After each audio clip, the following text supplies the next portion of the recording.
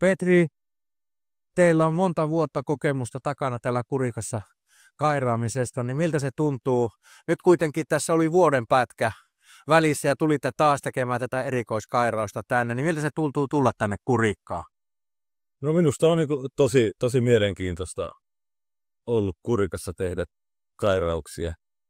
Erittäin mielenkiintoista ja vaihtelevaa ja haasteellista, mutta hyvin ollaan onnistuttu kaikin puolin. Joo, se on, niin kuin tiedämme, niin tämä on poikkeuksellinen maaperä täällä ja ollaan niin syvissä maaperäpeitteissä ja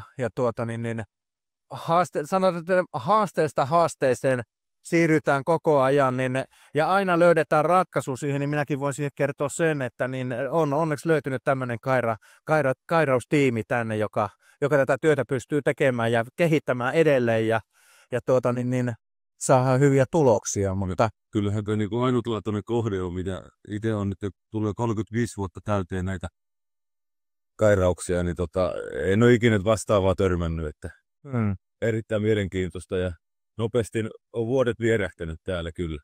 Kyllä. Eli kaiken kaikkiaan 4,5 vuotta yhteensoittoon, mutta jos kaikki laskee yhteen, niin varmaan joku kuutisen vuotta te olette ollut täällä Kurikassa, että Kurikka on tuttu. Kiitoksia vaan, Pete. Kiitos erittäin mielenkiintoista ja kiitos sulle vaan. Joo. Hyvästä yhteistyöstä. Kiitos sitä samaa.